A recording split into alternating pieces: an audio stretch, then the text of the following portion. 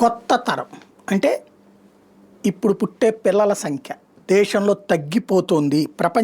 ప్రస్తుతం ప్రపంచవ్యాప్తంగా ప్రస్ఫుటమవుతున్న జనాభివృద్ధి తిరోగమనం భారత్లో కూడా మొదలయ్యే సూచనలు కనిపిస్తున్నాయి. యువ జనాభాల అగ్రస్థానంలో ఉన్న మన దేశంలో కూడా వీళ్ళ సంఖ్య తగ్గిపోతూ వయోధికులు అధికమవుతుండటంతో భవిష్యత్ పరిణామాల మీద ఆందోళన వ్యక్తమవుతుంది. దేశంలో సంతానోత్పత్తి నిష్పత్తి 1.9 తగ్గిపోవడమే అందుకు కారణమని కేంద్ర జనగణన విభాగం తాజాగా విడుదల చేసిన శాంపుల్ రిజిస్ట్రేషన్ సిస్టమ్ నివేదిక 2023 వెల్లడించింది. దేశంలో సంతానోత్పత్తి నిష్పత్తి 2.0 కన్నా దిగువ నమోదవడం ఇదే తొలిసారి. టీఎఫ్ఆర్ ఈ స్థాయిలో పడిపోతే జనాభా తగ్గుదలకు దారితీస్తుంది. సమాజం వేగంగా వృద్ధాప్యం వైపు వెళ్తుందని నిపుణులు హెచ్చరిస్తున్నారు. సంతానోత్పత్తి తగ్గిపోవడం వల్ల దేశంలో యుక్త వయసు వాళ్ళ సంఖ్య క్షీణించి వయోధికుల సంఖ్య పెరుగుతూ పోతుంది. యువత తగ్గిపోవడం వల్ల ఆర్థిక వ్యవస్థకు అత్యంత కీలకమైన మానవ వనరుల కొరత ఏర్పడుతుంది. ఉత్పాదకత తగ్గి ఆర్థిక వృద్ధి నెమ్మదిస్తుంది. శ్రామిక విఫణంలోకి యుక్త వయసు వాళ్ళు రావడం తగ్గిపోతే దాని పరిణామాలు వెంటనే కనిపిస్తాయి. వయోధికుల సంఖ్య పెరగడం వల్ల పింఛన్లు, ఆరోగ్యం, సంక్షేమ రంగాల మీద ఒత్తిడి పెరుగుతుంది. ప్రభుత్వం ఎక్కువ బడ్జెట్ కేటాయించాల్సి వస్తుంది.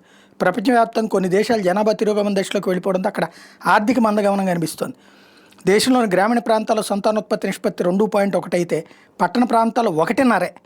ప్రస్తుతం టీఎఫ్ఆర్ అత్యధికంగా బీహార్లో 2.8గా ఉంది. ఆ తర్వాత స్థానాల్లో ఉత్తరప్రదేశ్ 2.6, మధ్యప్రదేశ్ 2.4, రాజస్థాన్ 2.3, ఛత్తీస్గఢ్ 2.2, జార్ఖండ్ 2.1, అస్సాం 2 రాష్ట్రాలు ఉన్నాయి. మిగిలిన అన్ని రాష్ట్రాల్లో సంతానోత్పత్తి నిష్పత్తి 2.0 లోపుకు పడిపోయింది. ఢిల్లీలో లేదా అత్యల్పంగా 1.2గా నమోదైంది.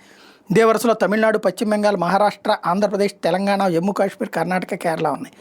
ఇవన్నీ 1.5 లోపే ఉన్నారు. అంటే ఒకళ్ళని కూడా కంటలేదు. ఇప్పుడు కండమే ఎక్కువైపోతుంది. ఇదే సమస్య అవుతుంది. రాబోయే రోజుల్లో వృద్ధుల సంఖ్య పెరుగుతుంది, యుక్త వయసు వాళ్ళ సంఖ్య తగ్గిపోతుంది.